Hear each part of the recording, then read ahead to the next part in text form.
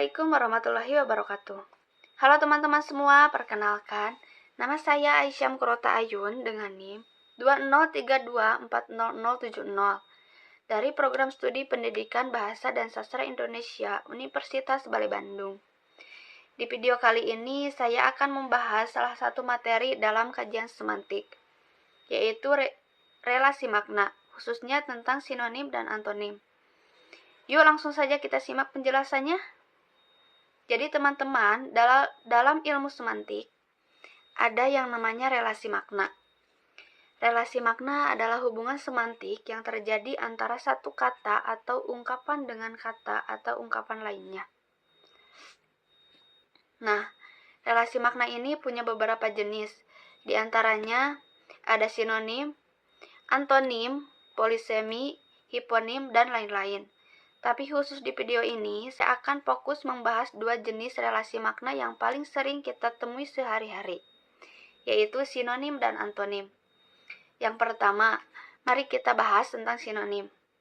Sinonim berasal dari kata bahasa Yunani, yaitu onoma yang berarti nama dan shin yang berarti dengan atau sama.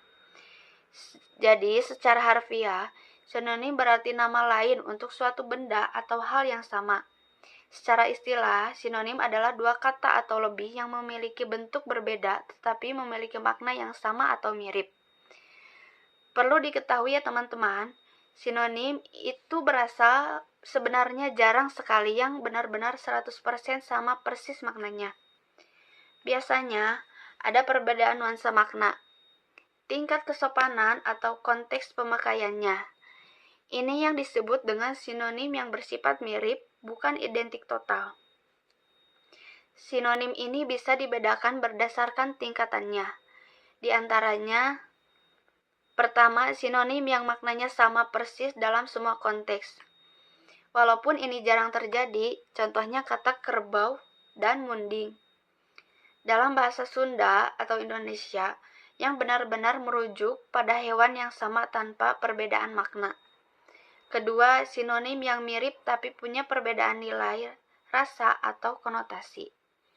Contohnya kata meninggal, wafat, mangkat, dan mati. Semuanya punya makna dasar yang sama, yaitu berhenti hidup, tapi pemakaiannya berbeda. Kata wafat biasanya dipakai untuk tokoh terhormat atau pemuka agama. Kata mangkat dipakai untuk raja atau bangsawan. Sedangkan kata mati terkesan lebih kasar dan biasa dipakai untuk hewan atau dalam situasi tidak formal. Contoh lain, kata pintar, cerdas, dan pandai. Ketiganya bermakna mirip, yaitu memiliki kemampuan berpikir yang baik. Tapi ada nuansa berbeda.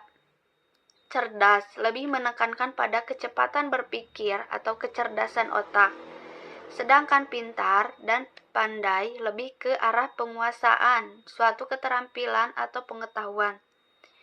Contoh lainnya lagi, kata melihat, menonton, mengamati, dan memandang. Semuanya berhubungan dengan aktivitas menggunakan indera penglihatan, tapi konteksnya berbeda-beda. Menonton biasanya dipakai untuk kegiatan melihat tayangan seperti film atau televisi. Mengamati dipakai dalam konteks yang lebih serius seperti penelitian. Sedangkan memandang sering dipakai dalam konteks yang lebih puitis atau emosional. Nah, dari sini kita bisa lihat bahwa kata-kata tersebut disebut bersinonim. Penggunaannya dalam kalimat tetap harus disesuaikan dengan konteks, supaya kalimat yang kita buat terdengar tepat dan wajar. Sekarang kita lanjut ke pembahasan yang kedua, yaitu antonim.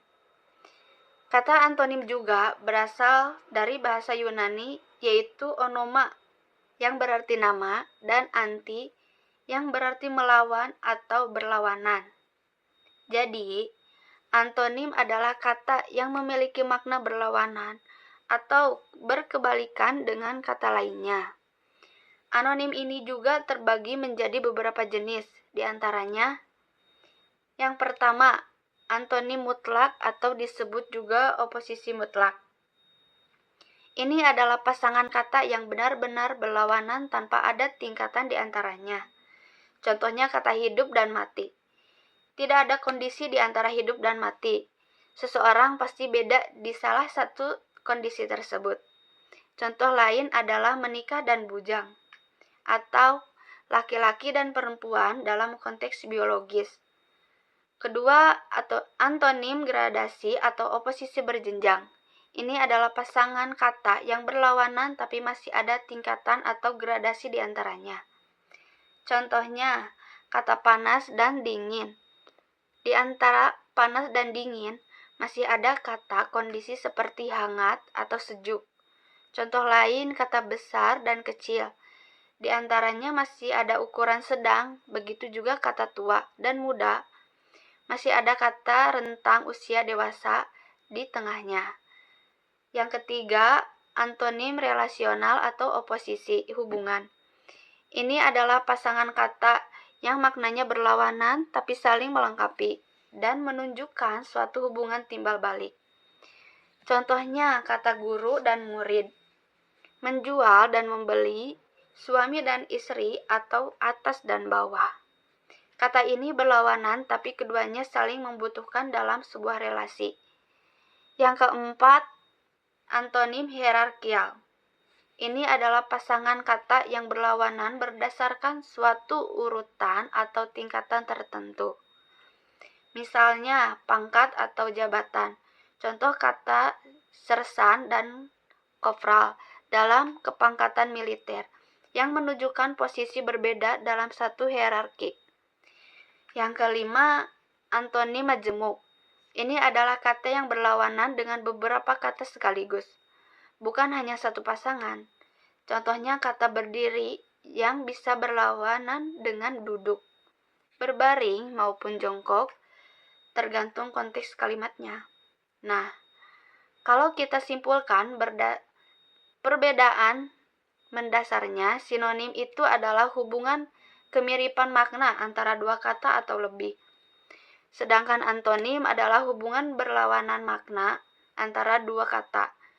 Keduanya sama-sama termasuk relasi makna dalam semantik, tapi arah hubungannya berbeda.